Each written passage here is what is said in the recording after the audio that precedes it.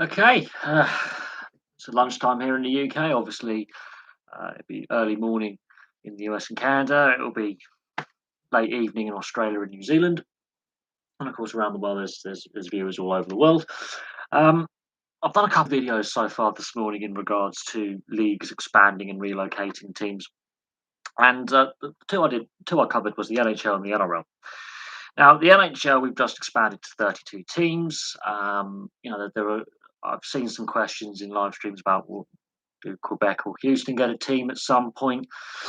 There is no appetite, in my opinion, for the NHL to relocate anyone. They've just signed a brand new TV deal with ESPN on a national level in the US, which should grow their market share in the sports side of things. They've just received a large amount of expansion fees. And of course, I think the most important thing right now is stability, considering obviously the COVID pandemic and what's happened there. Now, the NRL one, I do think they do expand to 18 teams. Um, does that mean they split up the West Tigers, for example, and bring back Balmain? That's a question. Or Sydney Bears, another team in Queensland. And the question mark is not when they expand, but where do they expand to? And that's created some discussion already. And you know, the reason why the NRL has obviously in the position it is the Super League war. We can go back into the history of that and the reasons behind the formation of the NRL in 1998 and a unified national competition, which we didn't have before. Oh, cup of tea. So that's quite interesting how the NRL then obviously deals with future expansion. The comments coming out of NRL head office is obviously that the Dolphins are joining in 2023, and it looks likely anytime between around 2025 2026 that they will consider another team entering the competition. It may be before then. They may decide to do that before then. The Dolphins bring 100 million Australian dollars in backing to the league, but it means it's an odd team league. So every match day weekend, a team will have a bye round. So fixturing becomes a bit of a nightmare for the NRL, and how it's one of them. It becomes a bit more complex, but it is an interesting topic to look at in regards to the situation. In footballing news, Rangers are still in the hunt for a new manager. Norwich look likely. It's very likely that Dean Smith is being appointed after being sacked by Aston Villa. That's an interesting appointment. And that means Frank Lampard is still available on the manager's market for a club that is looking for a manager. Obviously, Gareth Southgate has had his contract extended with England, and that will be interesting as well, considering obviously the World Cup is a year away, and the pros and cons of having Southgate as manager. There's a lot of people on this channel who don't particularly like how England play under him, but results speak for themselves. So that's an interesting subplot. So Southgate's contract extension. I mean, what does that mean for England? It means stability. It's something. Obviously, question marks. I mean, the Albania game was a tale of two performances. Really, first 45 minutes is the best I think England have played in 20 years. Second half revert to type, where they ease up, they lose a bit of focus. The game was won, but you still want to put a performance in. They just didn't look the same team after half time. So God knows what was spoken in the dressing room. I would rather see a team be ruthless and put 8, 9, 10, 12 past the opposition, make a statement, and say that this is what we're all about. We've had some disappointing results in qualifiers with like the Hungary and Poland games. So, that is on the agenda as well. England made qualifying a little bit more difficult than they needed to. But I think he was guaranteed a contract extension. Semi-final at the World Cup, final at the Euros. He's going to qualify for the next World Cup. It's results business. Whether the style of play is what we want and players playing out position or the right players being selected, the team keeps winning. And that's what football is now. It's just pure results business. In regards to the managerial turnaround, I've made reference to the fact that less and less ex-players are going into management. The job security isn't there. Um, some clubs, change manager. I mean, Watford is an example of constantly changing the manager every season, and it's throughout the leagues. It's not just a Premier League problem. It's a football problem, and there's a reason why a lot of ex-players leave the game entirely, or have very short stints in management, and give up on management, and so therefore are lost to the game. Same with referees as well. There is issues in getting people to want to be match officials, and that's not just a football problem. That's a sport-wide problem. It's one of the less glamorous jobs, one of the most important jobs that we have. So, in that regard, um, grassroots level, and we constantly discuss this on the channel, is grassroots sport. It doesn't matter what country you're in, or what sporting structures you have. The grassroots is important. We are seeing an issue with retention of match day officials and referees. It's not a new situation. It's an ongoing issue that's been ongoing for quite some time, and has been a problem for several decades now. Um, when people talk about the growth of women's football, women's rugby, it's great, but at the same time, is that a false positive? Is that a bit of a false narrative? Um, there are studies that show, and it's across all stratas of society and in certain socio-economic groups, that after school or university, a large amount of people drop out of sport altogether. It's predominantly in women and minority communities. They just drop out of sport altogether between the ages of 16 and 24. Um, these studies have been conducted over lengthy periods of time, across stratas of society. And it's not just a British problem.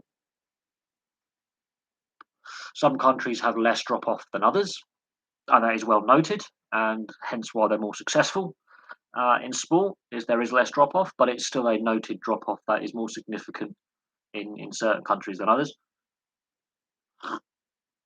and in certain regions of countries as well. Um, it is exceptionally noticeable. Um, so when I talk about grassroots and community outreach and working out why certain sectors of, let's say, that city or that town has a low uptake, um, there's reasons for that. There is a known drop off of especially women and minority groups after school or during school as well, because not all curriculums say physical education is actually compulsory. It can be voluntary, and there is a noticeable drop off. So community-based clubs and community-based programs are important. And of course, we've argued the difference between the North American franchise model system, collegiate system, and the European club-based system as well, and state education, and schoolboy and schoolgirl grade competitions. There is a noticeable difference in sporting culture, and it has become more noticeable in recent years as well, with economics, economics playing a key part. So that's just things to consider.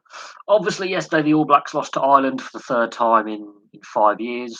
Ireland seemed to be a Northern Hemisphere bogey team for them, and it gives hope to the other nations midway through this World Cup cycle that New Zealand are vulnerable again. They regularly rank as the number one team in the world on world rankings on a regular basis, partly because of the strength of opposition they play. They don't play a lot of tier two and tier three nations. They're always playing top tier nations when it comes to Test rugby, um, and they produce, it's just a production line of talent in New Zealand. But it is noticeable that in recent years Ireland have their number. Um, they beat them at Soldier Field in Chicago in front of 100,000 people, which has helped sell the game to the US. There's a big Irish community in the US. And of course, the growth of Major League Rugby as well is highly noted. So, yes, New Zealand are vulnerable. There are issues with the balance of the side. You could argue the collapse of Super Rugby has an impact on on the Southern Hemisphere nations. And of course, Australia have had a bit of a purple patch recently, and South Africa hadn't played Test rugby for 2 years until recently because of the pandemic.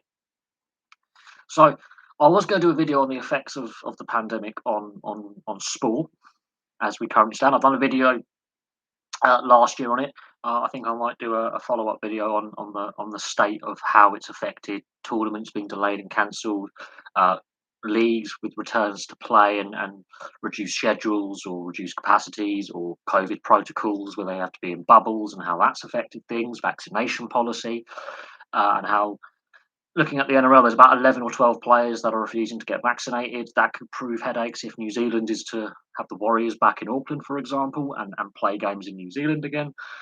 Each state and territory in Australia has different COVID regulations at a regional level. Canada, if you're not vaccinated, you can't cross the border. So there's a few NHL players. Tyler Bertuzzi is a prime example, who can't play away games in Canada. So he's missed a lot of Detroit games this season, even though he's fit and able to play. He's refusing to get vaccinated. Um, so this raises a lot of questions of freedom of choice or compulsory vaccination, which is a political issue for the other channel, but I thought I'd discuss it here because it involves sport. We've seen the rise of like the COVID passport, the vaccination passport, and then there's been some resistance to that, where it creates a two-tier system with those who have and have nots, and there's those who with medical conditions who can't be, and then you've got to prove you're medically exempt or religiously exempt, and that becomes an issue. And so the pandemic's had a massive impact on sport, more than just the finances and games being cancelled and rearranged. I did a video on Major League Baseball a couple of days ago in regards to the history of player strikes and lockouts. That was actually quite interesting to look at, the fact that between 1972 and 1995, there were 7 strikes and 1 lockout. 4 strikes led to games being cancelled, rearranged, or games lost. The lockout delayed the start of the season, and then there was also a strike that cost the World Series in 1994. And it is still surprising to me that Major League Baseball, considering all the other major leagues and the minor leagues in the US and Canada, uh, doesn't have a salary cap. And we are discussing salary caps a lot on this channel in a way to control costs, which I think are going to be more inevitable in other sports. Are going to have to be forced to look at salaries, expenditure, team finances, the health of teams' finances. We've seen, obviously, uh, issues last year with furlough schemes and staff, non-playing staff being laid off, and then discussions between playing groups and players' unions about wage deferrals and things like escrow and salary cuts, and salary caps being flat or reduced or reduced cap rises. Major League Baseball nearly came to a player strike last year. There was concerns about the return to play, the amount of games that they would play. The league wanted a certain number, the players wanted a different number. They weren't happy with the retention of salary or giving up salary. And the fact they've had so many commissioners as well, that's something else I didn't look into. They've not had commissioner stability in modern times. The commissioner regularly changes, so it's not necessarily the most stably run sport in the US and Canada, which in itself is highly interesting. At the time of the last lockout, the MLS wasn't a league, and the last strike, the MLS wasn't a league. It's very noticeable that since 1995, there has been no player strikes or lockouts, and the MLS comes in 1996.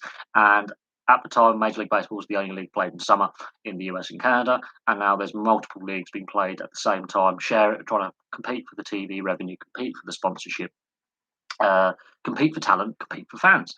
So that is an interesting subplot to Major League Baseball.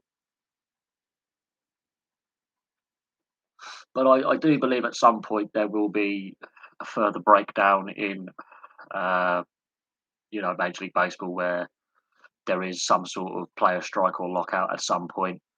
The steroid scandal, they never fully recovered from that, and that is a very noticeable issue within Major League Baseball is the steroid scandal and the aftermath. And I think the reputational damage done to Major League Baseball because of the steroid scandal. I think it's done untold reputational damage that I don't think Major League Baseball's fully recovered from.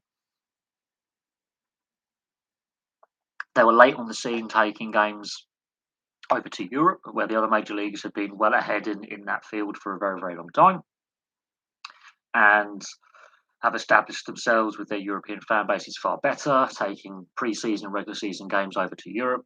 The NFL with London, the NHL with pre-season in the past and regular season games on the continent, the NBA doing a European series for the best part of 30 years, and Major League Baseball only in the last couple of years decided finally to go ahead and play games at the same time the Cricket World Cup was going on. So you've got to compete, obviously, for fans, and you've got a major international tournament, so you can't use the best available stadiums that could be used for baseball. They end up with the London City Stadium, the former Olympic Stadium, and West Ham weren't overly happy with that because they're the main tenants. The delay of the Rugby League World Cup, could that actually benefit a lot of teams? Quite possibly. Player development, an extra season of young players coming through, and the question marks behind that. That itself creates a lot of interest.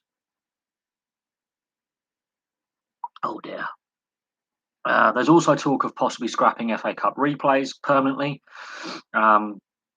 They have been scrapped, I believe, after the third round. Obviously, we've got the World Cup in Qatar happening mid-season next year for the European leagues, which is a year away, and fixture congestion.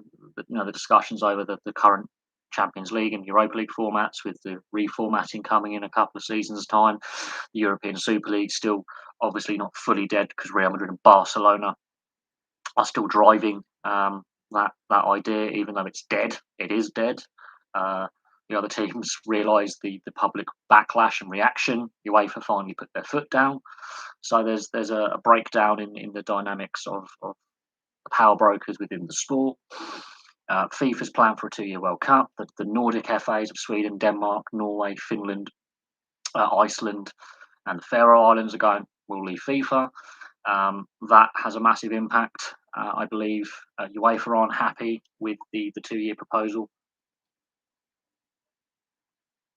And I feel that, the UEFA members will actually back up their Scandinavian brethren in that regard, which then in itself creates further issues in the unity of global football, the direction the sport is taking. Obviously, the Qatar World Cup is controversial enough and has been very divisive from the day it was announced all those years ago till now.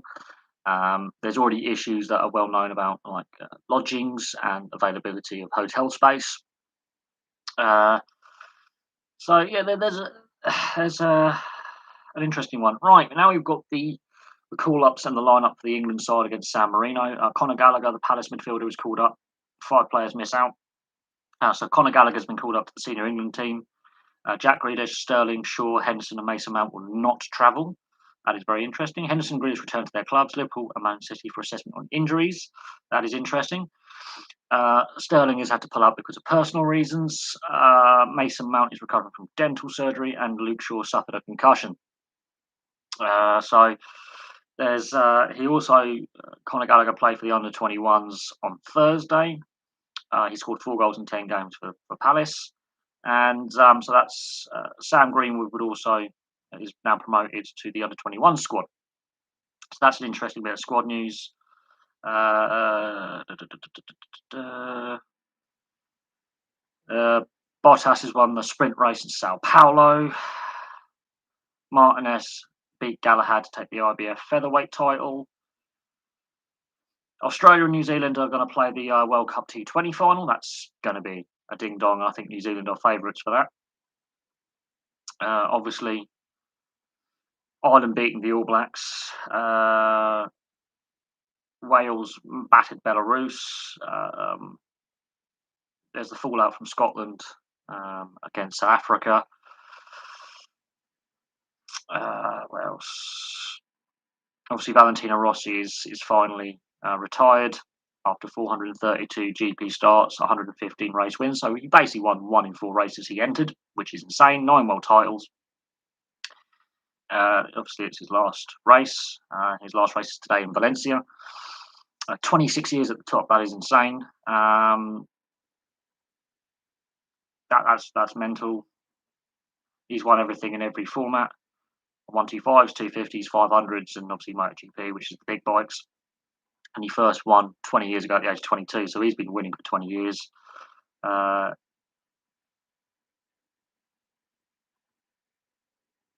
Obviously, his unique celebrations.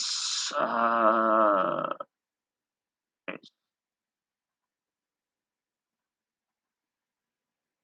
he,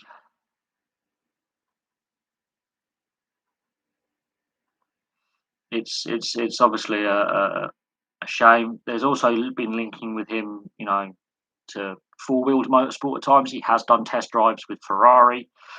Um, he's also planning to enter with his own team in the lower formula. Cavaliers beat the Celtics in basketball. Mbappe scored 4 for France as they qualify for the World Cup. Oh, England need clubs help next season to deal with Winter World Cup. Southgate. Now, this is interesting. This is coming from, obviously, England will need clubs to help in unique 2022-2023 season. So Gareth Southgate yesterday with his contract extension, obviously his press conference, made some afternoon. England manager Gareth Southgate says next season is unique, which it is because the World Cup taking place mid-season, with the World Cup taking place mid-campaign, and hopes to get full cooperation of clubs. The club-country debate obviously kicks in. The league season will pause this time next year, between on the 12th, 13th of November. The last games will be played. The final is obviously on the 18th of December, and players will return on the 26th, which is Boxing Day. It is unknown what will happen with the tight turnaround.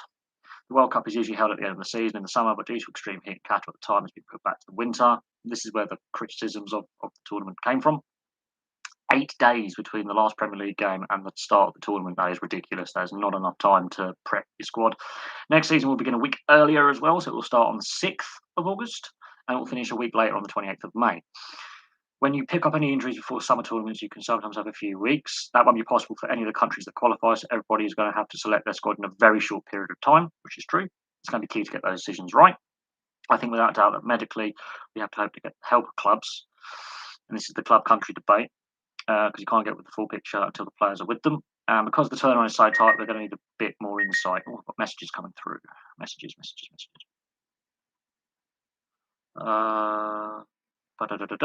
And then there's other things like Tammy Abraham is online at Roma. He said he'd moved there to spread his wings. He looks like obviously get more game time than at Chelsea. And there's a lot of other bits and pieces about that, which is highly interesting.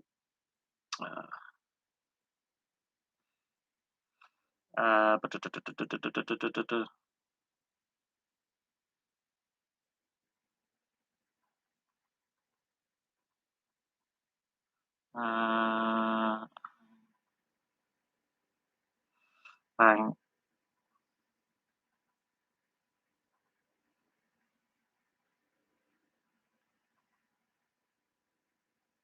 Blah blah blah blah blah. Right. Okay. So yeah, to be honest, it's not just England. All the nations. Yeah, all nations will suffer. It's the fact that there's 8 days. So the 12th, 13th. They're not 100% certain. Should they finish on the 12th? Should they finish on the 13th? 8 days to assemble your squad and fly out to your training camp. That is, in my opinion, ridiculous. And then 6-day turnaround to return for the Boxing Day. So depending on who gets the final and then what players.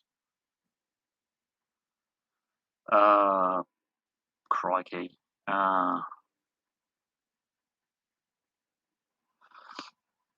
But yeah, it is interesting. Like, it's complicated to work out. Goat man, I'm not. I wouldn't call me the goat of I wouldn't call me a goat. I'll just say I'm stuck in the 1970s with my haircut and my facial hair, in the 1980s with my music taste. I think that's the best way to describe me. But yes, I think it is tight. I think the club country debate gains strength in that regard. And we've got the debate about club country debate and the pros and cons behind that.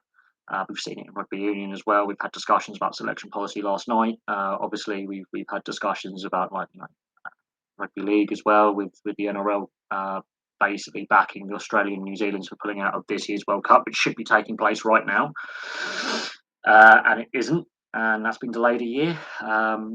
So that's frustrating, but I think it could benefit all nations. It gives an extra year of development. I think that helped with the Euros as well. The Brazil and Argentina and the South American nations have different league structures. They're more used to having these breaks and rescheduled seasons domestically. But a lot of the best South American players do obviously play in Europe. But historically, it wasn't as complicated for the South American players to be available for selection and fans to travel.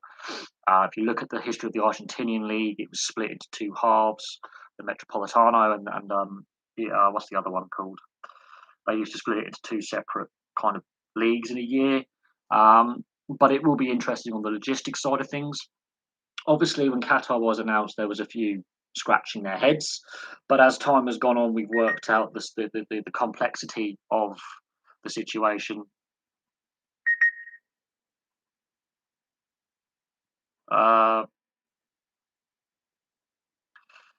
I've just got to sort out something. My date is running late. Yes, that's why I'm doing the live stream, because my date is currently at the hospital with her niece who's broken her wrist, because children bounce off things and don't realise they've broken things until they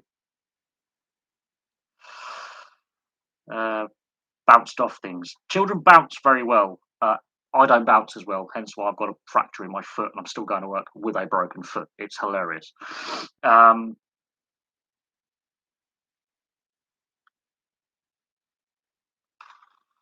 but yeah, so in regards to like the fans of Brazil, Argentina, Uruguay, Chile, whoever else qualifies from the South American qualification kind of side of things, a lot of the South American leagues do have different league structures where they can split their leagues up. They're more culturally used to it.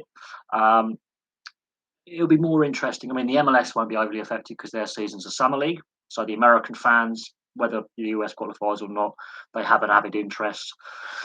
Um, it's mostly affecting the European leagues. Like the Australians, they play in our summer, their winter, so they're not overly affected. That's their off season.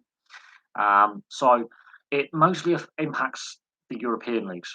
And it's going to be interesting to see because the majority of the best players in the world play in the European leagues who will be going to this World Cup. And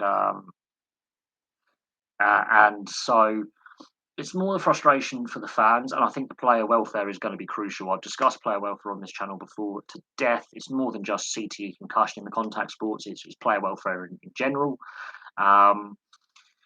So that in itself becomes a more interesting issue and a discussion point. I can see a lot of players not being able to go because of injury and fatigue, and we could see some really good players not go to the World Cup because they're carrying a little niggle that would normally be managed by their club and their game time. And of course, you look at it, they might automatically be a member of a squad. You would have those warm up games. You don't get that. So yeah, there is the club country debate. Southgate did mention like player injuries and then those with niggling concerns. I mean, look at the 5 players have obviously been dropped from the England squad because of injury or personal reasons. That's going to be difficult to manage when you're mid-season and you have to pause for 5 weeks. The fact the season starts a week earlier and finishes a week later, I think FA Cup replays will be completely scrapped. And how they would fixture in the FA Cup first and second rounds, because we've seen League One and League Two clubs have matches postponed during this international break. So the domestic cup competitions get affected as well, and that will have a bearing. And then you go straight into the Euro qualifying, straight into the Euros qualifying. So and the Nations League. So there's going to be a lot of refixturing of internationals and club games. Well, they're playing most of the games in the evening, and one thing I know about the desert is I've got a good friend of mine travels. Before COVID, my friend Will regularly travels the globe with his company or for his job, and the desert gets very cold at night. It's in the daytime, and it'll be slightly cooler this time of year. Hence why they've moved the tournament to November, December. But the heat extremes are hot in the day and cold at night. The temperature will plummet at night, even in the height of summer. you can get snow in the desert, and occasionally it can rain in the desert. People think deserts are completely barren and dry. They're really not. It's just they're classed as a desert because of lack of precipitation or rainfall. The Gobi Desert's a desert, and it snows there. Um, the interesting thing is, it will be most likely a dry heat, which is different. And you're not very far from the coast, so there will be coastal breezes as well. It's just the sheer exhaustion of the heat. So how they will do training, how will they do recovery sessions? It's not just the playing; it's the training and recovery sessions. And because it's an expanded World Cup as well with more teams, it just there's already been concerns raised that there's not enough lodging, so hotel space. So how many fans actually do travel to the Middle East as well? Um, considering with the current, medical emergency, the current pandemic still not fully, abating, that will be interesting. The price of tickets as well. And yeah, so it,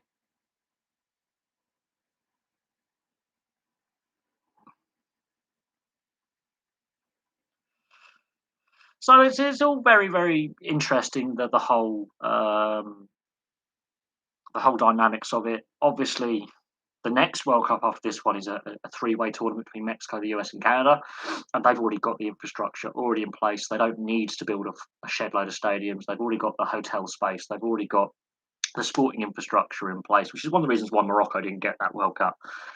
And the US have hosted a World Cup before. Mexico have hosted two World Cups before. Canada have hosted a Women's World Cup before. So they've hosted big tournaments. They've had Olympic Games and Summer and Winter Olympics in these countries. So the difference being between Qatar and the next World Cup in 5 years' time is, you know, they've already got the logistics and the experience in place. The Qataris don't. England winning the World Cup would be a great Christmas present. I think whoever wins the World Cup is going to be a great Christmas, Ramadan, or Hanukkah present. So it depends, obviously, what faith you are. It really does. It's the first time in history that Qatar has hosted a major. No, they had the World Championship Athletics last year, and they had no fans in the stadium. It was embarrassing. They had to pay people to go watch, and that was very noticeable. And the World Championship Athletics is like a mini Olympics. It's a good way to test where you are on your Olympic cycle. They happen halfway between Olympic Games, very similar to the Euros. You're midway through your Olympic cycle. The World Championship Athletics was embarrassing.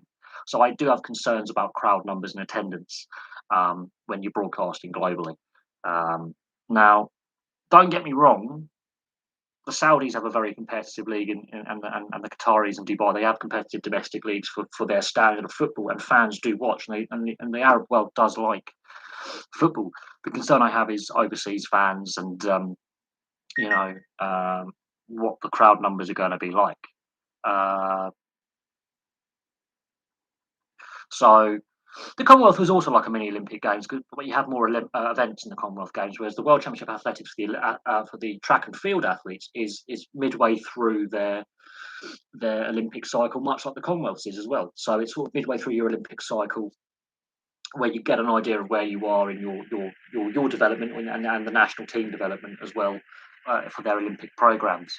So some athletes do really well at World Championships, so the swimming, cycling, um, athletics, track and field, Commonwealths, and they don't do as well as the Olympics and vice versa. Some Olympians do really well at the Olympics, but they don't peak. It's when you peak at your fitness. So you've got Winter and Summer Olympics, you'll have World Championships in skiing, speed skating, bobsleigh, all that. And some athletes peak at certain levels in their cycle, whereas others don't. It's a 4 year cycle, and it's normally a testing point of where you are as an athlete or where you are as an international setup. If you have like a 4x4 relay team, or you know like bobsleigh, things like that, we have the team events. It gives you an idea as an Olympic program where your athletes are at. Um, and then, these are all sanctioned by the IOC with their lower, the IIF, IIHF for ice hockey. They're all sanctioned, and these are all partner members of the IOC, much like the FA is part of UEFA, which is part of FIFA. Oh yeah, look, the whole thing with Qatar is the human cost of it. But we've been to some pretty despotic regimes before with FIFA. Mexico and Argentina, for example, had military dictatorships at the time they had some of their World Cup. In Argentina, with their World Cup in '78, there was a military dictatorship. Within a couple of years, we were at war with them in the Falklands, and there was a lot of political violence. Mexico, with the Olympics and the World Cup in '70 and the Olympics in '68, had a military government in charge and brutal repression. South Africa, obviously, had a rugby and cricket and football World Cups post-apartheid. They weren't allowed anything before that. Um, in regards to imagine being that rich, you can just build a whole new city in a matter of years. No, planned cities are actually quite common in the developed world and in the developing world. The capital of Brazil, Brasilia, took 11 months. Um, they're not their actual economic output is less than us. However, the wealthier are wealthiest, and that's the ruling royal family. So those who are wealthy in Qatar are very wealthy. But a lot of people who live in Qatar are expats, so it's not just domestic wealth; it's overseas wealth that's avoiding tax. Um, but their GDP, that's a political discussion. Their GDP is a lot less. They're heavily reliant on banking sector, property sector, and oil and gas. And of course, we're moving away from oil and gas for energy supply. So they've got to diversify their economies. They want to become a tourist hotspot. So they're building this floating hotel in the sea. There's also geopolitical stuff out there. Again, it's a discussion for the other channel. But the logistics behind putting on a tournament like this, yeah, they should never have got the tournament. And the debate about the climate summit in Glasgow we've recently had. Um, um,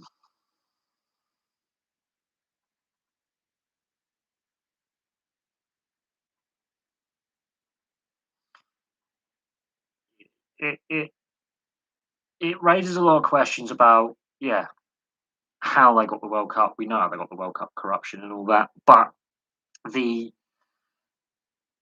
the role in the fact that Russia had a fair bit of infrastructure in place. Russia's had Olympics before, both winter and summer. Some of obviously with the Soviet Union, and they've got a structures in place, the infrastructure in place. Every other nation that I can think of that has been awarded a World Cup has had at least some of the infrastructure already in place and just needs to do a few stadiums and a few bits of redevelopment. Qatar, it's basically building the whole thing from scratch. South Africa needed obviously overseas investment, but they again had the sporting culture behind them with cricket and football and rugby. They had a sporting culture. They had a lot of stadium infrastructure already in place, but it was an impetus to add investment. Speaking of the climate summit, I need to do a climate change report for my mechanical engineering degree. That is very, very important. Makes sense. Yes, there's talk obviously making stadiums greener and more eco-friendly. And so a lot of older stadiums will have to be revamped or completely rebuilt. Um, so stadium infrastructure is one thing. Oh, this is why I like the new Brentford Stadium. It's a very green stadium. It's been built very, very well. Brentford took their time on it. They didn't rush that. The old Griffin Park was just not suitable for redevelopment in place. It was crumbling. The infrastructure there was crumbling. It was a lovely little stadium, but was very dated. So when we see new stadium builds now, they're going to have to be more compliant. I would like to see the Aussies and New Zealand get a different World Cup. Yes, it would be nice to see Australia and New Zealand co-host a football World Cup, possibly with Papua New Guinea, but PNG just don't have a soccer background. They have more rugby league, but they've done it with rugby league. They've done it with rugby union. They've done it with cricket. It would be nice. By 2035, don't believe the Independent. That's a left-wing leaning newspaper. Trust me. Most of these electric cars, guess what? Lithium-ion batteries are more toxic for the environment than diesel and petrol cars. Just don't let the left wing tell you different. And the eco-mentalists, because lithium is a highly toxic metal that poisons the environment. They had enough stadiums for the Rugby World Cup. I think if New Zealand were to co-host with Australia, it will have to be a co-host. But they had enough stadiums for the Rugby World Cup. Australia had enough stadiums for both Rugby and Union and Rugby League World Cups. So that would be a co-host option. And I believe it could work. Most likely the Women's World Cup in the football, but and they have they're sports bad nations. They have the sports infrastructure in place. Very successful league and union World Cups they've hosted, and they co-hosted the League World Cup. Obviously, Australia's had the Cricket World Cup before, so they have the infrastructure in place to do it. They have the historical cooperation between the two nations to do it, um, and it would be nice to see. It would be nice to see them have the main tournament. But unfortunately, with the FIFA wanting to expand the World Cup to more and more teams, Papua New Guinea doesn't have the footballing history and the infrastructure in place to do so, and therefore it will put a lot of strain on Australia and New Zealand to accommodate so many people, which is why the US, Canada, and Mexico are try sharing the tournament. Um, I don't mind having co-hosts necessarily. Japan and Korea proved you can do that. In the Euros, we've had Belgium and Holland, and we've had Austria and Switzerland do it, and they did it very, very well. Um, but I'm not overly keen on co-hosts. But Australia and New Zealand have a great shared history and mutual cooperation between the two nations, and they have the Trans-Tasman travel zone. Um, they have very similar immigration laws and cultural ties, and so it is feasible. And their domestic football league is you know has clubs, and rugby league has clubs in both countries playing, so it's doable. Um, yeah, Japan already has hosted one with Korea, and the time zone was an issue. Same with Australia. Australia's on the same time zone, but if I can watch the rugby league on a weekend and watch most of the games live, it's doable. You just got to wake up, 5, 6 in the morning to catch the first game, and then you can watch 2, 3 games in a day. It is doable. It will be the midweek games that are problematic. Um, yeah, the Brazil game. I think there was one game that was like 2 o'clock in the morning that kicked off just after midnight. I think it was a chilly game. I remember it because there was a massive thunderstorm. There was 1 or 2 games that kicked off after midnight our time, European time. Um, and like Brazil and Australia are both the size of continents. But I remember watching the Rugby Union World Cup in 2003. I caught a number of the games. I remember watching the Football World Cup in Japan and Korea. I've obviously watched the Rugby League World Cup in Australia 4 years ago. I'm a big fan of the NRL, so I don't mind waking up at like 4 o'clock on a Saturday morning or 5 o'clock on a Sunday morning because it's early evening over there. I don't mind, having like an early morning and having an early evening, if you know what I mean, going to bed earlier. I've been doing it for several years now as an NRL fan with my subscription to the NRL website. So it is doable. You've just got to choose. Okay, I can't watch all the games, but that's why most finals take place on weekends, so you can sort of mitigate the time differences. And that's another complaint with the Winter Olympics with the ice hockey going. They didn't go to Korea, but they went to Nagano in Japan, which is the same time zone in '98. Japan has the stadiums and a solid league structure, and I would say second biggest behind us outside Europe for league quality. Japan and Korea do have solid league quality outside Europe. Both the K League and the A League and the J League are well supported. The stadiums are state of the art. The player quality, yeah, there's a reason why Japan and Korea regularly qualify for World Cups and are competitive in World Cups. Um, Same with rugby union. Japan again, brilliant tournament, fantastic tournament 2 years ago. I really thoroughly enjoyed it. I watched the Japan game yesterday, and that was a fun game to watch, even if it was not the most structured. It was great fun to watch. But when we're talking about, this country should have a World Cup, that country should have a World Cup, I think future World Cup bids are going to come from countries that already have the stadium and sporting infrastructure in place. I can't see like another Qatar happening again. I think FIFA have faced the backlash. You've got this climate summit, which is putting a lot of pressure upon sport to be more eco-friendly. So, you know, what's the best sports tournament? This is now very difficult. I would say the Winter Olympic ice hockey final in 2010, just because it was Canada and the US. That is a very difficult one. Very, very difficult. I was looking forward to this year's Rugby League World Cup, but I think the 2013 Rugby League World Cup was pretty good. The Rugby World Cups from '95 till 2 years ago, I've enjoyed all of them. I've never had a bad experience watching at all. I've enjoyed them thoroughly. Euro '96, I remember as a kid, the country went football mad, completely football mad. World Cup '98, obviously the tears of the Argentina game and that red card. I think that's a difficult one for me. It's a very difficult one for me. I watch the World Championship ice hockey every year. I catch the odd game when I can. Um, so that's a difficult one. Um, that really is putting me on the spot. I don't really have an overall favourite. I just say some have been better quality than others in the quality of play and the quality of pitches and stadiums. I think the lower ranked ones would be USA '94 World Cup. That was possibly one of my early experiences, and now looking back on it, yeah, I didn't enjoy it as much as Euro '96. Euro '96 was complete difference. Oh look, I saw that. I actually saw the torch relay go through where I used to live, right by my house. So I got to see the torch relay. My ex partner at the time was also working and living on the cycle route for the road racing. So we actually got to watch a bit of the cycling road racing. Um, my ex partner's mum worked on the Olympics as a volunteer. A good friend of mine worked as a was in the army, so he was roped in to be security. Yes, I felt an attachment to the 2012 Olympics. So I did. And Euro 2012 I actually enjoyed as well. World Cup 2010, I wouldn't say it was boring because I actually won a fair bit of cash at the bookies on that. And I watched a lot of games in the pub, and I had a good and World Cup 2014 as well. I had a good.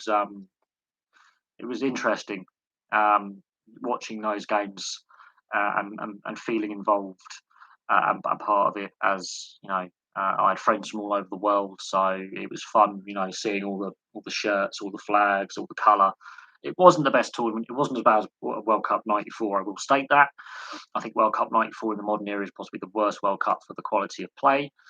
I'm obviously was too young to remember Italia '90, but I remember my dad talking about Italia '90 and my friends' parents talking about it, my friends' older siblings talking about Italia '90 and how that made them feel with Gaz's tears and all that. But I remember, Euro '92 all the way till this year's Euros. I've watched every international football tournament. I've watched the Confederations Cup every year it's on. And I find that interesting, really interesting. Confederations Cup. It's a shame I don't think we're having one this year, which is a massive shame because I think that's a brilliant warm-up tournament for the World Cup with all the winners of the various uh, regional competitions playing against each other. So you get teams from all over the world. And that's a fun little tournament. Unfortunately, it's not taking place. Otherwise, it would be taking place right now. But I didn't put a bet on Spain. I put a bet on Uruguay making the semi-finals, and they did. So I won like 550 quid. I put a bet on Diego Forlan being Golden Boot winner and Uruguay making the semi-finals, and those both happened. So I made a fair bit of money, so I could drink more. But I was a lot younger back then. I was in my early 20s. I'm now in my early 30s. That was a long time ago, and a lot of alcohol has gone into my system and flushed out my system, and I don't drink anymore, so I wouldn't be making any more drunken bets on the football. But I didn't put a bet on Spain on that. No. I watched the final at my mate's house on her birthday, and I was surprised with how nasty that final was. That was a very nasty final. Just a litany of foul play and just wasn't a great. The tournament wasn't great. The football wasn't great. Ticky tacky really sucked the life, I think, out of football for a 6 year period. I don't know. Again, Howard Webb was the referee. A lot of criticism was thrown at the ref, but both teams would set up to kick each other off the field. They both played with a nasty intent, and unfortunately, you got a referee with common sense. I mean, it could have really got out of control. I think it did get out of control. I think he should have stepped in the first couple of minutes and started laying down the law. But unfortunately, some matches have a character of their own. They go down a divergent path, and that final was just laced with hatred from both sides. There was a distinct lack of what we expected with the skill and flair that both sides possess historically and what they bring to the game. Oh God, that look, if that is any other sport, he's getting a lengthy ban. When I say a lengthy ban, I mean he is suspended for a very long time. You wouldn't see that in rugby league or rugby union. Ice hockey, that's your blade of your foot. And we've seen lengthy suspensions for kicking out of players, whether you make contact or not. It's the intent. NFL, you're going to get a lengthy spell sitting down, not playing. and I'm surprised he did not get a lengthier ban for that. But that is a weakness in football governance when it comes to suspending players for foul play and the double standards they have. I mean, I remember Nicholas Bentner with his Paddy Power shorts got fined, what was it, 100 or 200,000 euros for having an unauthorised sponsor. But then when you have a player like Suarez, for example, with his biting or the allegations by Patrice Evra or vice versa, he got 8 games and a lesser fine. You couldn't make this up. I mean, so football's got its priorities wrong. Money talks. You know, I think it was, but then we've seen like Patrice ever do that with a Marseille fan who was racially abusing him. We've seen it with Eric Cantona. Eric Cantona got 9 months, cost Man United the title that season, and when he came back, it actually helped United win the title the following season, and that's why they kept Newcastle by 2 points because he was fresh, he wasn't injured, he had spent a lot of time training but not playing, and then he was just an impact player. And when he came back to play from his karate kick, so I remember that it cost United the title one season and they win it the next. Um, that's what a suspension should be. It should actually basically. I mean, Paolo Di Canio, I think that contributed to Sheffield Wednesday eventually getting relegated from the Premier League was the shove on the referee. Um, yeah, the problem with players getting suspended or fined is down to intent, but also I think it should set a strong precedent for future offences by players. Say, look, we're coming down hard on this misbehaviour, we're not tolerating it. And this is why I think football refs should be fully mic'd up so the audience at home and in the stadium can hear what they're saying. We have it in league and union, and you find when players get a bit, drop a few F bombs or abuse the referee, they are suspended. Dylan Hartley called, what's the referees, Wayne Barnes, an effing cheat. He called him a fucking cheat because he was getting frustrated with rather than just having the conversation about giving away too many penalties. He got a lengthy ban for that and a fine. He was sent straight from the field. Seen it in rugby league in the NRL this season. Referees gone, you talk to me like that again, you're going off, and I will put it in my match report. You'll be getting fined and suspended. And players last season, before this one, there was Fanua Blake got suspended, I think, 4 games for verbally abusing an official during a game, and technically he was sent off after full time. But then in the match report, it went straight to the citing commissioner and to the player safety citing, whatever, and he got a 4 game ban straight up and a fine, and it led to him being transferred out of the club. So I think, and ice hockey as well, abuse from official, that's can be a game misconduct, and you're thrown out the game.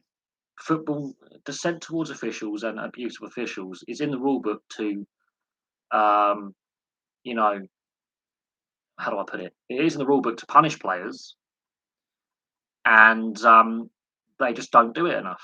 And I remember Freddie Ljungberg when he was playing for Arsenal during the Invincibles era, he did get sent off, and he gave the finger, the V sign, because 2 players had been sent off in a very heated game. It ended up a draw, but Arsenal um, were in a very heated match. Tempers flared. I think Vieira had been sent off early, or Keown had been sent off early in the game. The referee had enough of the crap, and Ljungberg, he got 4 games for that.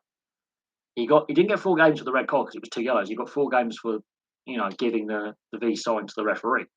And so we set a precedent. Abuse of official should be punished with a booking if it's constant dissent, and then a red card if it is outright abuse of an official. I've shared. Thank you very much for what NRL video are we talking about? Are we talking about expansion, or are we talking about having a player draft? Because I've done a few videos, obviously, on the NRL in the last couple of weeks in regards to possible future plans to discuss player draft and future plans to expand. I just did it as a little, no script, nothing like that. I thought, well, hang on a second. We've got 17 teams, as in coming in from next season after next. Odd team league doesn't work. It's frustrating. And even team league will work. What do? Do you split up like the West Tigers and bring back Balmain and Western Suburbs and put the other team as their feeder club? Or do you go to a new location? So I thought I would raise it and see what the response is from NRL fans. Plain simple. I think it has to be an 18-team league, but where do you put that 18th team, or do you split up a team in one of the dual venture clubs and have the minority club as the feeder club and the senior club as the NRL club? Because that could work and solve a lot of problems. We've seen players like Shawcross and Taylor getting threatened, but Keane gets defended for his actions on Hunt. Keane did get suspended for that. But the history behind it, the referee had lost control. So I remember that game, and I remember the incident before. That was we've seen retaliatory incidents like that in team sports. We've seen it where ice hockey, rugby league, rugby union. There's been an incident in a game 3, 4 months before or a year before. The opposition believed not enough severe action was taken by the officials in the league concerned or the international governing body concerned, and they take the law into their own hands because they feel that the officials have either missed something or he wasn't suspended long enough or whatever, and it carries on into the next fixture. It could be weeks later, it could be months later, it could be a year later. The Steve Moore incident with Todd Bertuzzi and the punch to the back of the head, Canucks Avalanche. There was an incident earlier in the season where the Canucks captain at the time, Marcus Naslund, had his knee blown out by Steve Moore, and the Canucks felt, and they rightly so. Mark Crawford, the coach, was very angry at the time. He said, "Well, that should be a suspension." And in the weeks after, he goes, "Well, the Avalanche are coming again. What do you feel on this?" And he goes, "Well, we feel that he shouldn't be playing. He should have been suspended for the knee on knee hit, which has led to a severe injury. The player is not fully fit." And very early on in the game, ice hockey, you fight. There's still fighting in ice hockey. There was agitation. There was a lot of, you could see it was brewing, and then it went. And Steve Moore did not want to fight. Okay, didn't want to fight in that. He might want to fight earlier in the game or later in the game, but that period, he was near the end of his time on ice. He was skating back to the bench. He did no interest in anything. Bertuzzi comes in, sucker punches him, which didn't actually break his neck. It was all the other players charging on top, but it was a cheap shot act. Bertuzzi went to court, got a lengthy suspension. Steve Moore never played again, and that fueled a bit of hatred. You had the Detroit Colorado rivalry in the Western Conference in 97, 98, the mid 96, 97, 98, where they would regularly meet in the playoffs. Regular season was always heated games, and Patrick Waugh flying through the air. One of the most famous videos that I've liked is on my liked playlist. If you want to know about the Wings Avalanche rivalry, bloodbath is the best way to describe that. You've got the incident with Vancouver and Calgary a few years ago with the bench clearing brawl and the suspension for Tortorella for 14 games, and the aftermath in the tunnel because of the way the lineups were lined up, and that was quite nasty.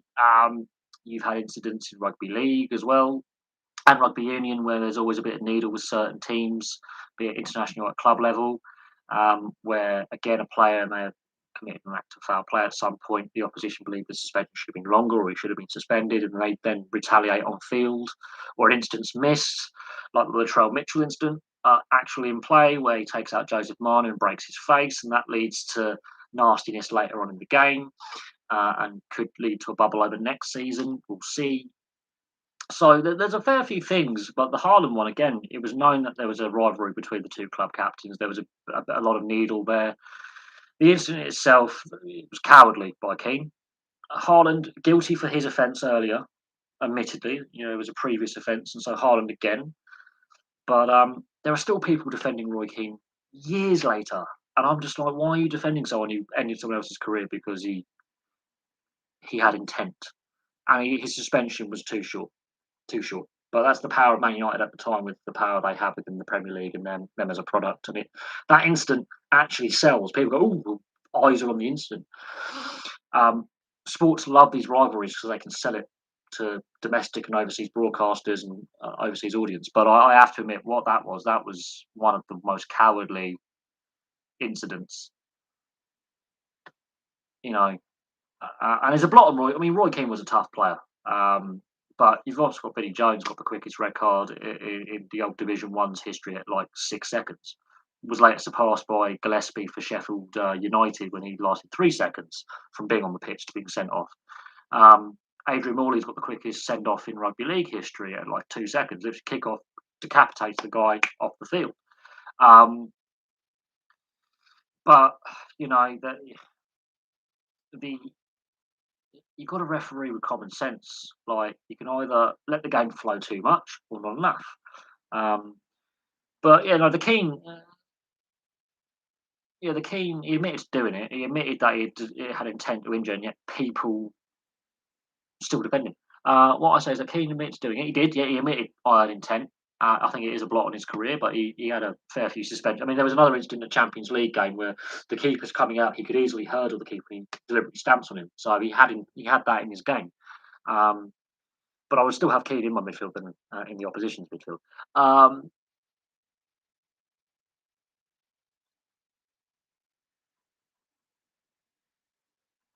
I look,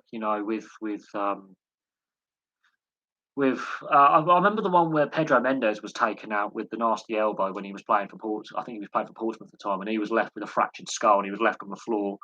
And Pedro Mendes was a brilliant midfielder, a very underrated midfielder for his time at Rangers and at Portsmouth.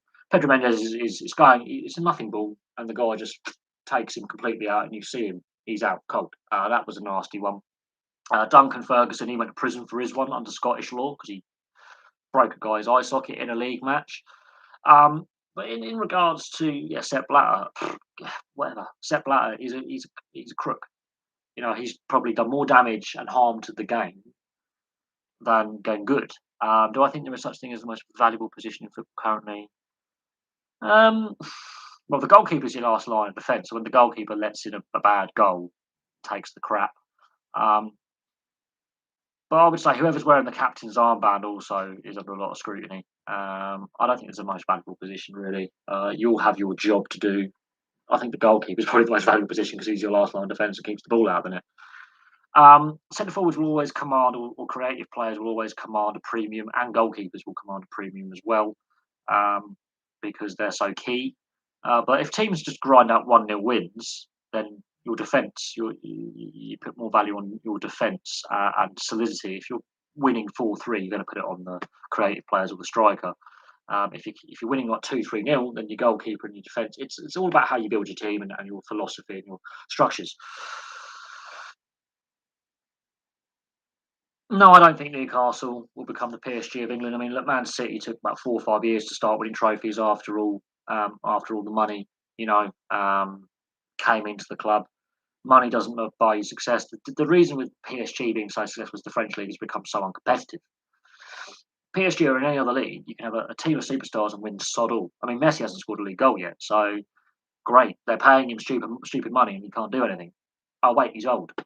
Um, I mean, the Galacticos here at Real Madrid, they had all these star players and kept falling short. So you can have as much money as you want, and as I've said last night's live stream, obviously you weren't, obviously you're a new viewer, Mr. Turtle Danger, but basically you can throw money at players, and I've said this about.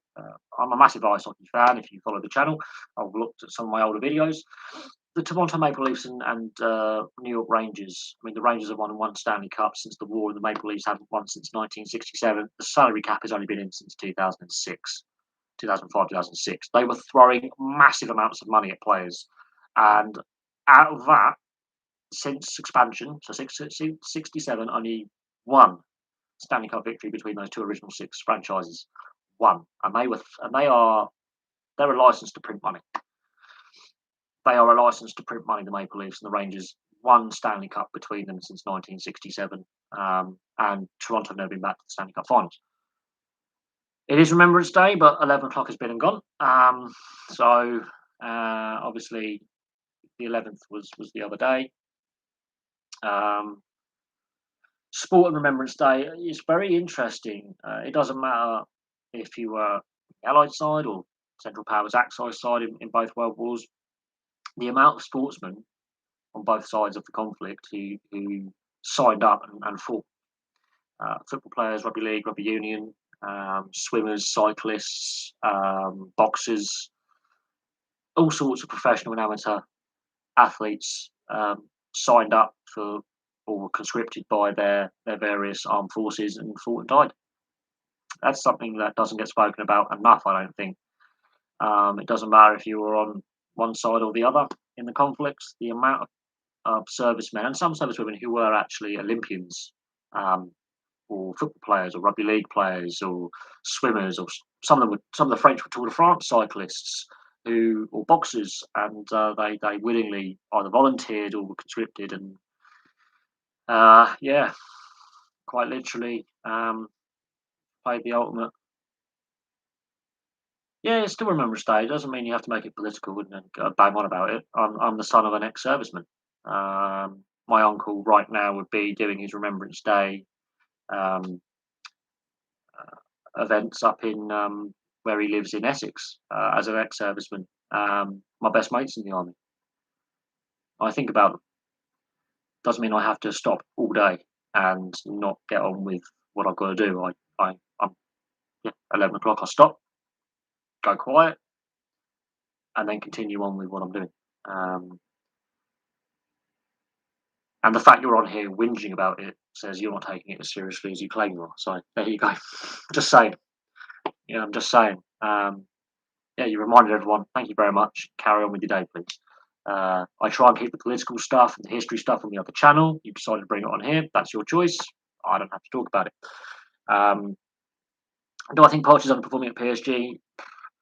He didn't perform. He didn't win anything at Tottenham. A couple of Manager of the Month awards and finishing second a lot. PSG, as I say, throwing money around doesn't necessarily bring you success. And I think PSG, while they've had their period, they haven't won the league every season, and they've still not won the Champions League, which I think is the ultimate vanity project. Same with City, they haven't won the Champions League. They've not got a great record. Seriously, are you banging on about 11 o'clock's been and gone? The fact you're on here complaining about the fact that we are doing our thing after 11 o'clock on Remembrance Sunday. Remembrance Day itself, Veterans Day, wherever you are, was on the 11th, which is 3 days ago. 11 o'clock's been and gone. Let it go. Let it go. If you want to have a whinge about a debate about it, please do it on the other channel or just go on social media. If you want to slag me off on social media, please go ahead. I will happily destroy you. Happily. I was born in an army base. I lived for 3 years in an army base. I have worked for the MOD in this country. I work currently with ex-servicemen. So I don't get what your problem is. Right? I didn't start the stream at 11. I started it at 12. Die for my freedom. I was born. I applied for the military. I was rejected for health reasons. I was to die for my freedom. You're whinging, and you're here basically being what, a boomer. Seriously, you are here. This is a sports live stream. I started after 11. I work with ex-servicemen. I'm the son of an ex-serviceman. I do care, actually, because why the fuck would I be wearing an armed forces charity bracelet, which my dad ironically raised thousands of pounds for, if I didn't care? Tell me. Tell me. You're just now wanting an argument. So you can take your angry, disgruntled shit and fuck off. Thank you.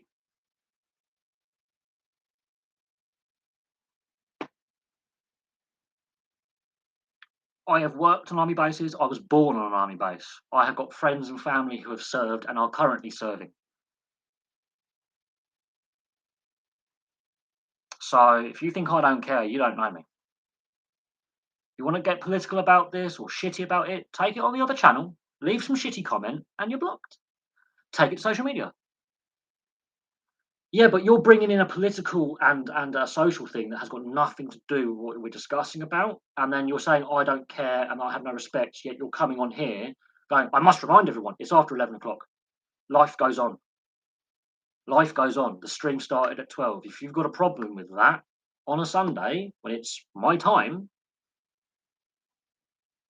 the fact you're coming on here trying to trigger people and poke people, if anything, you're the one being disrespectful. I know it's Remembrance Day. I was born on an army base. My dad served for 23 and a half years and he ended up as a regimental sergeant major. His best mates are dead, blown up by terrorists. So, yes, I think I know a fair bit about the military and the armed services. The fact you're on here trying to poke people into an argument means you're sad and lonely and bitter with the world, and I can't help you with that. Oh my God, please go away. I do remember them. My best mate is currently serving. He's been shot twice. Okay, he's got PTSD. Yeah, my best mate is screwed in the head. Yeah, because the government failed him. My best mate, one of my mate's brothers, guess what? He's in the Royal Marines. He's been to some shitholes in the world. My cousin's in the RAF regiment. My uncle served 14 years as a sergeant. My dad was an RSM. I was born on a military base. So tell me I don't fucking care. You can fuck right off. Yeah? You tell me I don't care and I don't respect, you can fuck right off.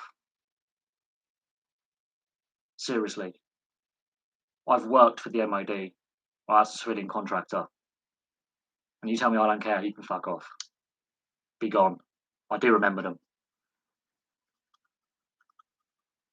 Yeah? And for you to accuse me of not caring, go away. How am I using stolen valor? What the fuck is that all about? You are pathetic. What are you? How am I using stolen valor? Am I wearing medals and a fake uniform? No. I'm just a bloke who likes sport, who likes talking about sport, and you're not the first twat to come on here and say I've used stolen valor. Where's my military crap? Neither do you apparently. I've done cadets. I've been to training bases. I've done training camps. I went through the selection process. So you're really sad. I couldn't get in for medical reasons. So to tell me that I don't know what it's like, trust me. I've seen what it's like when my dad comes home and he's lost mates. It fucked with my dad's head as well. So now you tell me I've got stolen valor. Fuck off. Cunt. Bye-bye. Wanker. Right, you can tell that we've had a bit of an arsehole who wants to well, he's done now, isn't he? He's gone. Stolen valor, fuck all. Oh, I spent 3 years of my life living on an army base. Trust me, we had bomb threats daily. The army base I actually used to live on 6 months before had a mortar attack. Yeah, so when I was actually in my mother's womb, I nearly got blown up. We had security threats all the time. Pathetic. Remember, you were disrespecting. Oh, I started the stream at 12, mate, our time. So I'm not disrespecting anyone. Shit. Fuck me, it pisses me off, these people. And he's probably going to come back and he's probably going to give me hate. I've had it before on Veterans Day. Doesn't matter if it's Veterans Day in Germany or the US or Canada. Stolen valor means you're going around wearing a uniform claiming you serve. I haven't claimed I served. Jesus Christ. Some of these people. He's probably a fucking Brexit voter as well. He's probably a right-wing anti-vaxxer, so I hope he gets COVID. Because he has no idea. I don't think he has an idea. Fucking champagne socialist. And to be fair, you don't have to wear a poppy. It's not law. You could be a pacifist. Not that I like pacifists, but they have their right to that, and I'll call them cowards. Also the fact I've signed up to be my occupation is a reserve occupation as well. But I would happily sign up to be a reservist. Just medically I can't. It is what it is. They've got so strict in applications now. My dad actually played army, rugby for the army and football for the army. He played in the Army Navy match. And he did a bit of pre-season training at Aldershot back in the day, football-wise, when they were in the Football League.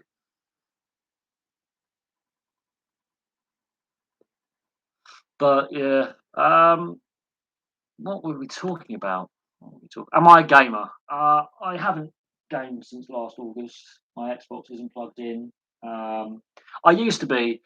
Again, that's a discussion for the other channel. I've done some video game reviews.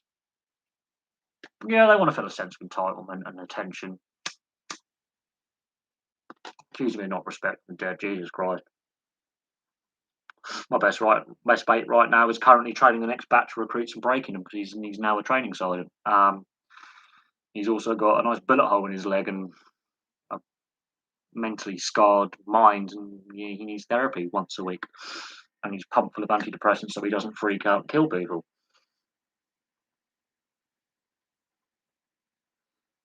Yeah, it's sad. It is sad. But no, I'm all right. The weather's a bit naff, a bit overcast, but it's like middle of November now, isn't it? It's 3 weeks to my birthday as well. I'll be 32. God, feeling old. But no, in regards to the history of sportsmen signing up and serving. There's a big history with that.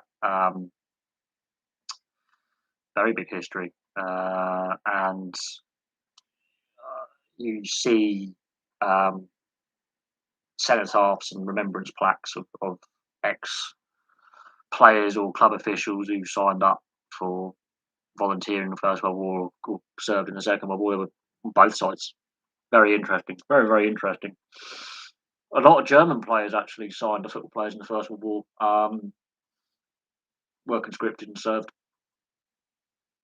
And Bert Troutman was a former prisoner of war in it playing for Man City, and that famous broken neck in the FA Cup when his head's wobbling.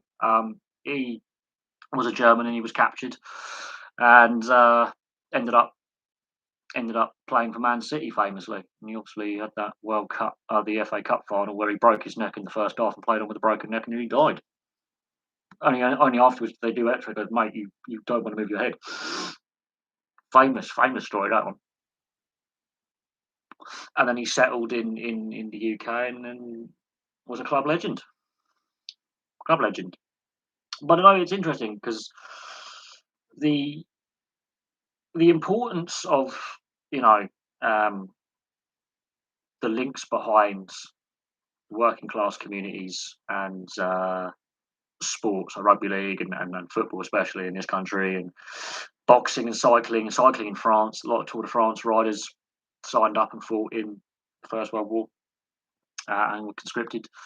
Motor racing drivers as well. I mean, Murray Walker fought in World War Two, and obviously became a motor racing commentator, which is interesting. Spike Milligan, the actor and the comedian, was a Royal Artillery officer. He got blown up in World War Two, had a bit of shell shock and a massive head wound, and he went mad.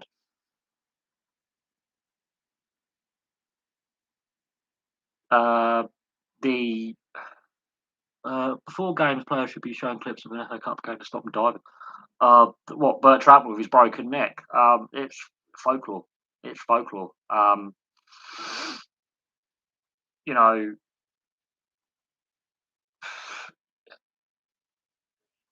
it's almost legendary. What you got tonight? New Zealand. New Zealand. They're the underdogs, but they're the best all-round team. They are the most consistent team in the short format, about all formats of the game over the last 5 years. They deserve their Test ranking, and they've never actually won a World Cup. They've got to all these finals in one day and T20 format, never won. So I think it's time for them to get over that hump and win. Um, so I'm going New Zealand, uh, but yeah, um, we'll see what plays out. We'll see what plays out with that. Um, but Pakistan had a very very good tournament, beating India for the first time in 28 years. There's been a lot of shocks in this tournament. A lot of teams have underperformed. Other teams have performed really well. New Zealand were the underdogs going in against England. I think they're the underdogs going in against Australia. Um, and I think, um,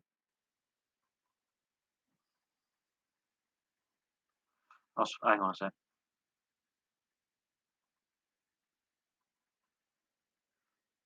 Oh, God, children bounce off things and break bones, don't they? No, I think New Zealand. I think they want to have redemption of last year, and in the 50 over version 2 years ago, they beat Australia, and made the final. So they've got that little bit of the head to head against them in the shorter formats of the game. Um, so we'll see what plays out. We'll see how it plays out. We'll see who comes out on top. I think it's going to be a very interesting, very interesting matchup. Uh, but New Zealand are so consistent, so consistent. And their batting lineup, they will go after bowlers as they did against England. They'll just go after the bowlers. And their bowling lineup is quite good. Their batting lineup's a little bit shallow towards the tail, but they will probably bat first, and then their bowlers will crack on. In my opinion, that's how they play. They will bat first, set a total, and then unleash the bowling attack. Uh,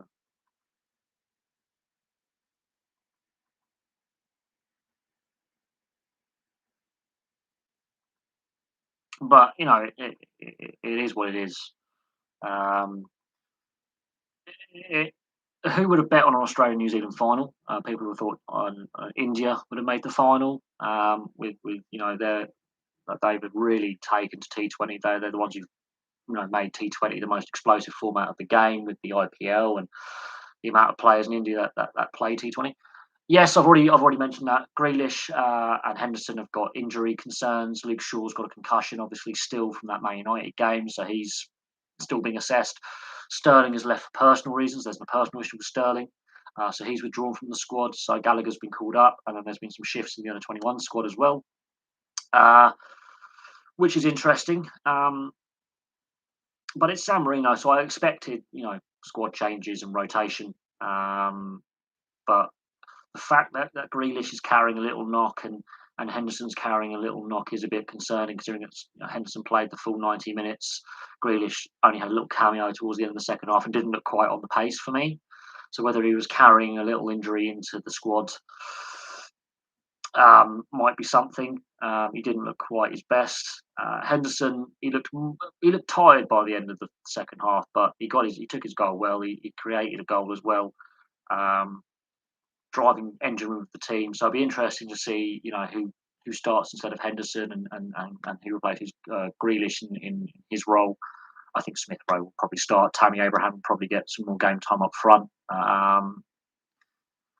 But we'll see what happens with that. I mean, I mentioned that obviously there was a call up there. But this is when I was mentioning Southgate talking about the club country cooperation this time next year for the World Cup when the season shuts down.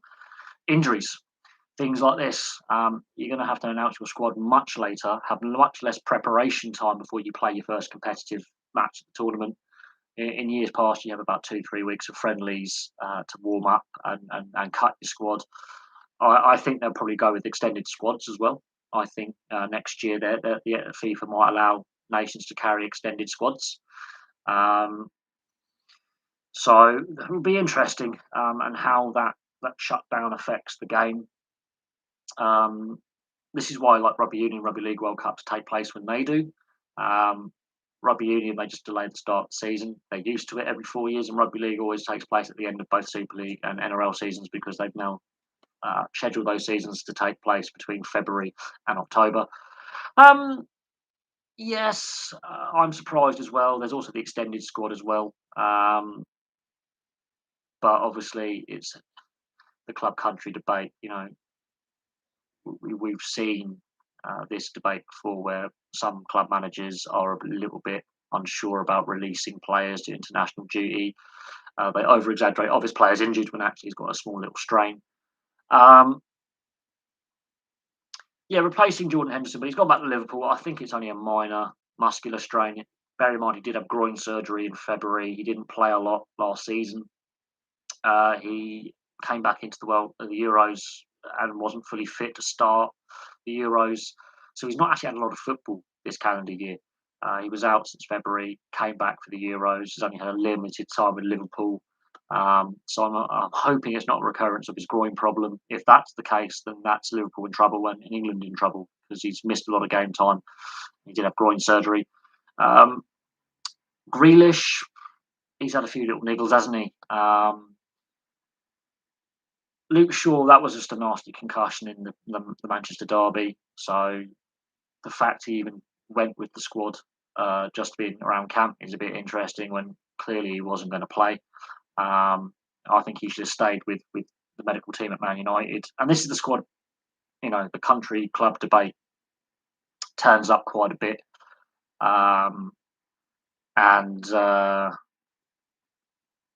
Yeah, this is where club managers are like, this is a key player for us. So hopefully Henderson's injury is minor and it just needs a little bit of a rest and may miss the weekend's action. Sterling is a personal matter. So we don't read too much into that. There's no injury with Sterling. It's obviously personal reasons, probably family related. He has got children, so remember he's a parent. So maybe one of his kids is sick. That hasn't been disclosed, but it's personal reasons. And there's always speculation when a player like pulls out of a squad or pulls out of a match because of personal reasons. But the guy's a parent. A lot of these guys have got families. A kid could be ill. A partner could be ill. Some of these players, they've got dependents like parents with health conditions. Like Marcus Rashford, he does a lot of things for his mum, helping his mum out. So, like, when a player withdraws from a squad or a team for personal reasons and they don't disclose it, it's best not to speculate. I was putting forward ideas of, these are reasons why players would pull out of a squad, be it club or country, for personal reasons. Sometimes, it's very openly publicised. Yep, they've got a relative who's not very well, or if they're a parent, a child who's very seriously ill. Which is most likely the case. We've seen it before. In other cases, when they withdraw and spend time away for personal reasons, it's as we've seen with Carey Price in the NHL, he had addiction issues and mental health issues, and so he put himself into a facility for 30 days. He hasn't played this season. So it's again how you deal with the press release as well, and how again player welfare. I go back to this player welfare. I keep going back to this on a regular basis. Managing not only the players' physical well-being, but their mental well-being and their personal lives as well. They're in the media spotlight a lot. There's a lot of media intrusion, and it is very tricky when you're having to deal with press speculation about why this ex-player is not in the lineup, why this player is not in the squad. And, I think respecting privacy is important, and it's up to that club or that national side to go, we have been given permission to discuss the situation, what's going on with the personal matter. But it's probably not a lot of anything. It's, media speculation. I think the media themselves faced a lot of criticism, bits and pieces, and how they dealt with stuff. So it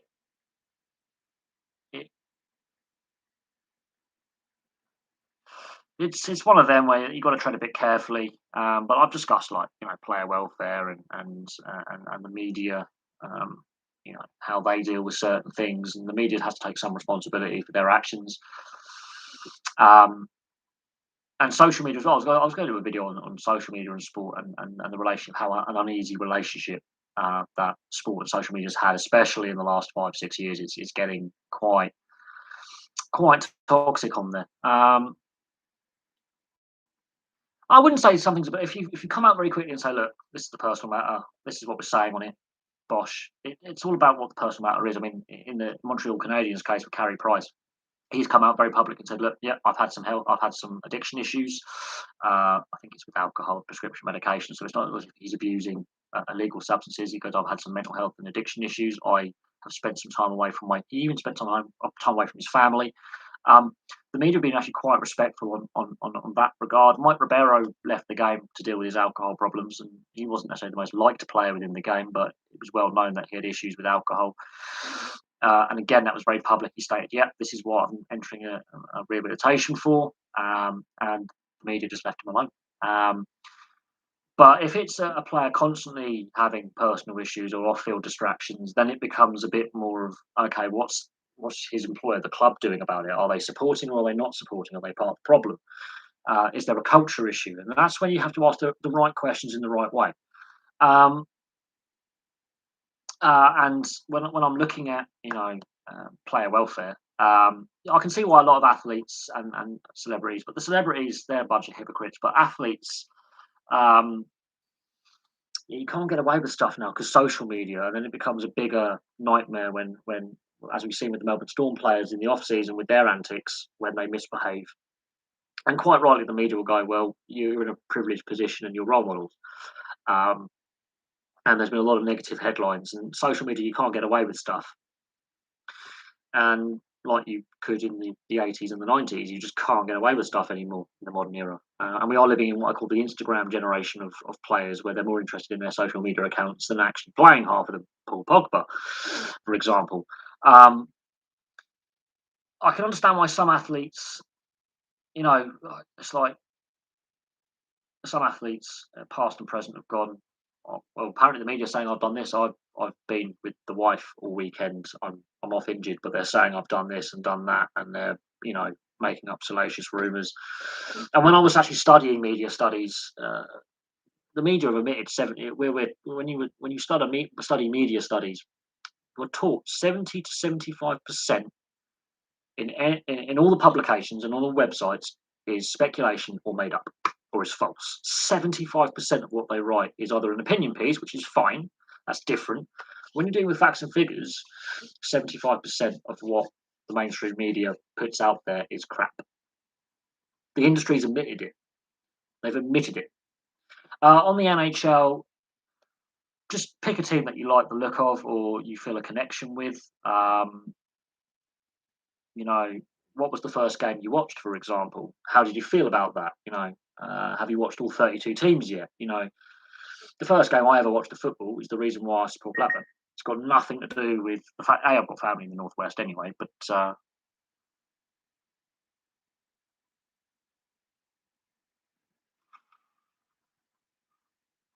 hang on a sec.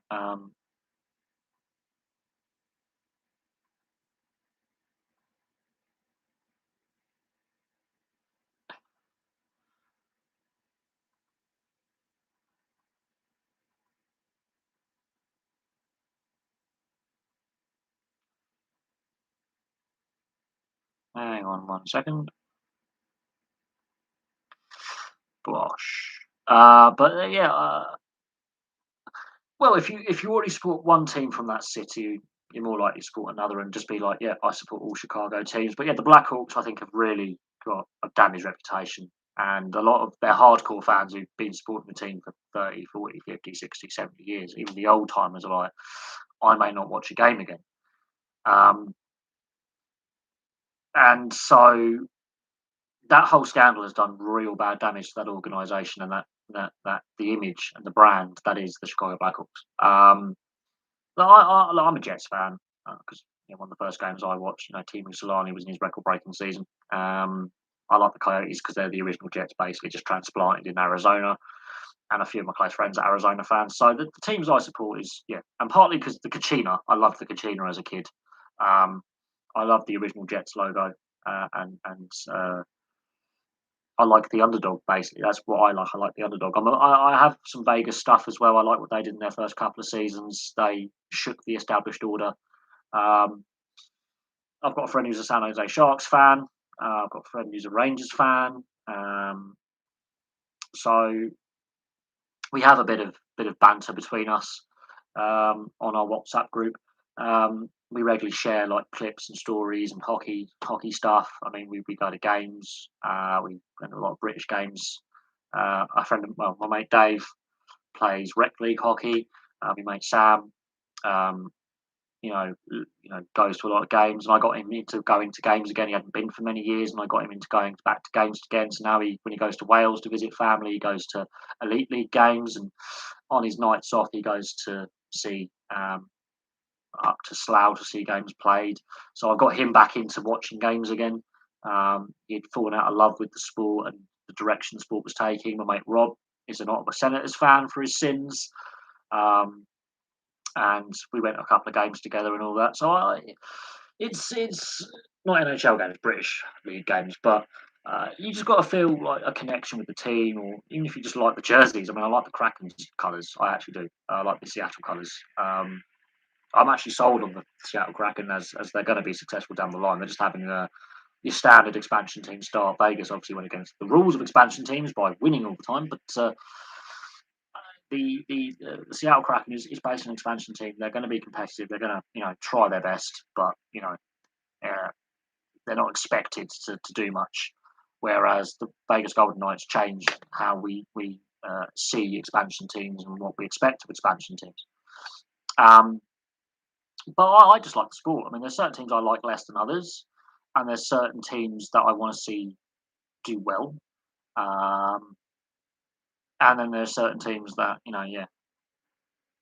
um, I don't enjoy watching as much. But at at the end of the day, you know, yeah, oh, well, I had the women's rugby England Canada is coming up in about half hour, so I will be finishing the stream to watch that. And that's going to be a fun contest because Canada are a very, very good side, and I've watched them play a couple of Test matches. Um, yeah, if you want to choose what the Battle of Alberta, the Oilers and Calgary Flames, have got great history, and you know, the Battle of Alberta means something again. Edmonton are doing better than Calgary at the moment, but that's not going to wait till the end of the season. And the Battle of Alberta means something, so that's a great rivalry that you know I like watching. I don't like either side, but I like watching the Battle of Alberta because it's just a match with hate whenever they play each other. It helps they're in the same division and the same conference. They regularly see each other in the regular season, and if they make the playoffs, they could be playoff rivals as well. And they like taking lumps out of each other. Um, it's a fun rivalry. It's been going for 40 odd years. Fine again. Both teams are competitive again. It means something. There's legitimate hate between the sides. So that's if you want to watch that. I mean, Calgary have had a bit of a wobble in the last week or so, but it is what it is. And yeah, I've got my dad spent a lot of time in Alberta with the military on training, so I, I can understand why a lot of British servicemen when they if they follow ice hockey actually like Edmonton and Calgary. They get when they go out there, they spend a lot of time in the Calgary area and they get free tickets to games, so they get to watch games and be part of the atmosphere. But the Saddle Dome does need to be fixed up. Do I like any of the Canadian teams? Yeah, I like the Jets. I have a little soft spot for the Senators, and I want them to do well. But I'm not a big fan of the original six. The Rangers, I tolerate the most because I've got a mate who follows the Rangers. I like to see the Battle of Alberta. Not that I'm a fan of the Alberta teams because of the rivalry that we have in the Western Conference, because we are, trying to get that conference top spot as a Jets fan, and we are in the playoff hunt, and we're doing quite well in the Central, and we're the only Canadian team in the Central. So I like to see the Canadian teams do well. I like to see all the Canadian teams in the playoffs. Ironically, I just don't like the original six franchises as much. I have to admit, Detroit and the Rangers are my two favourite original six, and I don't know why it is, but Detroit, I have a soft spot for them doing well, and the Rangers, I like the Rangers. Uh, Not as much as some other teams, but I've got a friend who's a Rangers fan, as I say, and out of the original six, they're my second favourite. Detroit's my favourite. The Canadian teams, it's more of a rivalry thing. The Maple Leafs, I don't dislike the team itself. I dislike how toxic the media and the fan base are, which impacts the players. They've had some great players play for them.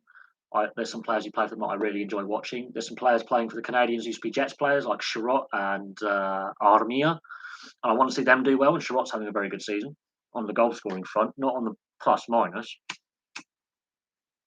but he had his best season last season. And I was disappointed to see him go, but I still have a soft spot for him. He's one of my favourite players because he's a hard-working, defenseman, and I like hard-working players. The Senators, I have a soft spot for them. I want to see the Senators, as underdogs do well. They're always the underdog. They're always the smaller in the Battle of Ontario against Toronto. I want to see them do well.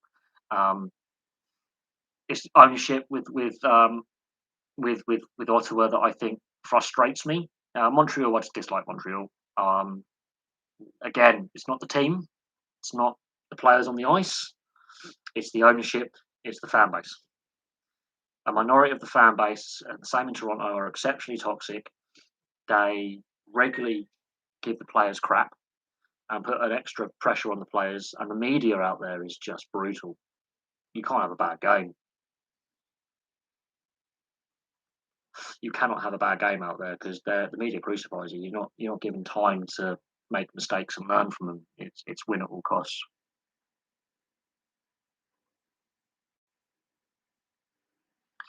Um,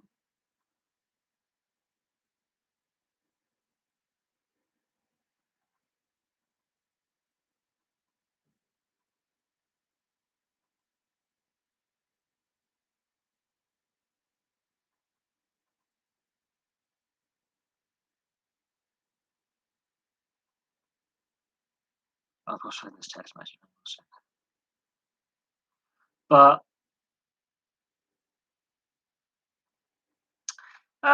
it's just historical dislike of certain aspects of of the teams. And a lot of it's to do with ownership, and a lot of it's to do with the media, especially, and portions of the fan base. I've got subscribers who are, you know, Maple Leafs fans or Vancouver fans, Rangers fans. I love the league. There are certain teams I like more than others, and there's certain teams I want to see do well, and play well. And there's certain teams I just have a little smile when they're struggling. I feel sorry for the players of the Maple Leafs and the Canadians, because that is a catch-22. Um, the expectation is too high, and there's a proportion of the fan base and the media that just don't give them a fair shout. Um, they don't. But Toronto is a team that everyone else likes to hate. Montreal is a team everyone else likes to hate. It's just hockey fandom. Um, but out of the big six, I don't mind Detroit and I don't mind the Rangers. Out of the original six, Boston is Boston. Um, they have a love-hate relationship with the rest of the league, and some of their players I don't like. There are other players who play for the Bruins that I do like, but I have a hard time liking Brad Marchand. Um, I love Pasternak, I love Bergeron, and Zdeno Chara, when he was there, like, love or hate him, God, he's still going at 44. Like, you've got to give him kudos for playing as long as he has, considering the youth of the league and the speed of the league. You've got to give him kudos for still playing into his mid 40s. The guy's been playing since 1998, and he's gone back to where it all started at the Islanders. He also played for the Flames for a little bit, Boston, Washington Capitals, so he's had a fair career. I don't mind Philly. I don't mind the Broad Street Bullies. I like that style of hockey. It's just with Philly, they are so up and down. And Philly, yeah, it's the Pennsylvania teams, Pittsburgh and Philly. They're hard to like, but I've liked players who played for those organisations. I love Jaromir Jagr. Obviously, made his name at the Penguins in the '90s. Superstar player. He's still playing. He's nearly 50. Admittedly in the Czech Republic, he's still playing. And he's still banging. I mean, the travelling Jagers with the mullets. I've got a bit of the Jaromir Jagr going right now. Philly's one of those sports markets that has had a poor reputation at times. It's a blue collar city. It's a working class city. Same with Boston. It's very working class. They have that chip on their shoulder, especially when you've got teams, like the Rangers and the Islanders from New York and Washington, the more cosmopolitan teams that they play around, do have that culture. They have that chip on their shoulder. They're gnarly. They're working class. Pittsburgh, it is hard to like Pittsburgh, but they've got some good players that I like watching play in their history. I actually do like Mario Lemieux, considering that he couldn't even bend down to tie his laces up. His back was gone. The fact he played through cancer and basically a destroyed broken back. You got to give him credit for that, for playing on through the injuries that he sustained. Jaromir Jagr is like one of my favourite player of all time, and his career marries the length that I've been alive. He's been playing as long as I've been alive. The Philadelphia Eagles, I mean, God, they are a basket case of an organisation. Love them or hate them, they are a basket case of an organisation. But love them or hate them, they are sports mad cities and they are working class cities as well. So you're going to get that chip on the shoulder, that kind of gritty mentality, that hard working mentality, and the Broad Street Bullies. I mean, that's an era that changed the face of what hockey is. And I've watched the documentary, and it's really interesting how they built that winning team. And they've been back to Stanley Cup final since. And I like Ron Hextall. I like Hextall. I like the Hex.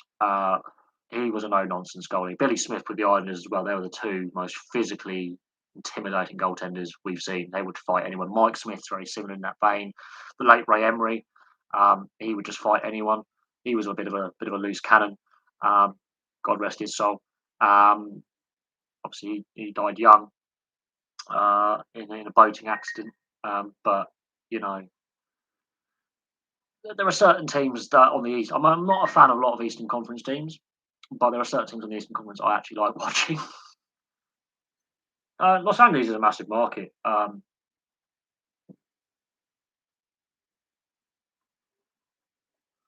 You know,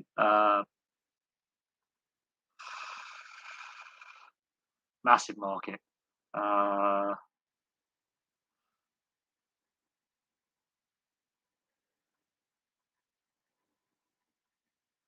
and you know, Los Angeles, it's a massive sports market, and it helps when you win a lot of championships as well, and you have that star player appeal where you can attract those star players. Anaheim is technically a different city; it's in a different county. It's not actually in Los Angeles County, the city of Anaheim, but it's basically Los Angeles metropolitan area, and you know that's is what it is. Anaheim is not actually in LA County. Kings and Ducks, yes, yes, yes. And then you've got the Ontario Reign, who obviously do their thing, you know, in the minor leagues.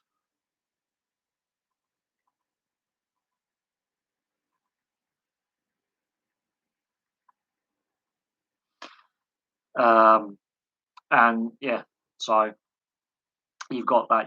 It's a big sports market, the Los Angeles metropolitan area. You've got the Lakers, the Clippers, the Kings, the Ducks, LA Galaxy, Los Angeles FC, the Chargers, the Rams. You know, I forget the baseball teams. It's a massive sports market. Massive. It's a massive metropolitan area. It's one of the biggest metropolitan areas in the Western world. And in the US, it's just a sprawling metropolis. Um, just crazy sports market. And between them, they've got 3 Stanley Cups. It just took until the modern era for them to do that. I mean, the Kings for many years were middling. Gretzky goes there. Gretzky didn't win a Stanley Cup down there, by the way. Oh, the Chargers are always moving. I mean, San Diego's pissed off that they've left there. The Chargers are always moving, and that's an issue that the NFL needs to sort out is longevity and stability of that franchise. The Chargers have moved so many times. Same with the Raiders; they've moved multiple times. They just need to get stability in that market, whether they stay in LA or they go back to San Diego or they go somewhere else. That's an issue for the NFL. Um, the relocations there and the lack of stability is making them less successful on the field. Anyway, I'm going to call. Does Florida still have any? Yeah, the Panthers are still playing down there. Tampa Bay are still in Tampa Bay. The Panthers are doing quite well this season. Tampa Bay have got back Stanley Cups and 3 in total. But for some reason, the Miami metropolitan area, even though they've had a lot of success with teams making finals or winning, you know, trophies, don't draw well. It's really weird that the Miami metropolitan area, the crowds are not what they should be for whatever team is playing down there, whatever success they have, and whatever major league sports down there, that they do not draw well, which is surprising to me because Miami is a melting pot of a community. It's a big metropolitan area, and they struggle to consistently draw well, regardless of the success or lack of a team. The fans don't pack out arenas down there. Even the Miami Heat and the Miami Marlins and Portland or Salt Lake. Portland did put in would be a good location for a American football team. Rivalry with Seattle. Salt Lake ice hockey would be the only one that really works there. The 4 major leagues. The MLS has already got a team there. Major League Rugby's got a team in Utah as well, which is a small league. Ice hockey could work there. Salt Lake City, you could have a market there, but again, you're limiting yourself with it's a small sports market, and yeah, it's not the wealthier. Utah's not the wealthiest state, and you're limiting yourself to you know fan base and corporate money and sponsorships. Anyway, I'm going to leave that there because I'm going to watch the rugby. Thank you very, very much for all your. They do. However, how successful are they? and could you add another major league franchise to that sports market, considering they're lesser metropolitan areas and there are a lot of social issues and money worries and such, and could you get the facilities in place? But no, I'm going to leave that there. Thank you very much for all your questions. I'm going to watch the rugby now, and I'll have some more videos for you very, very soon.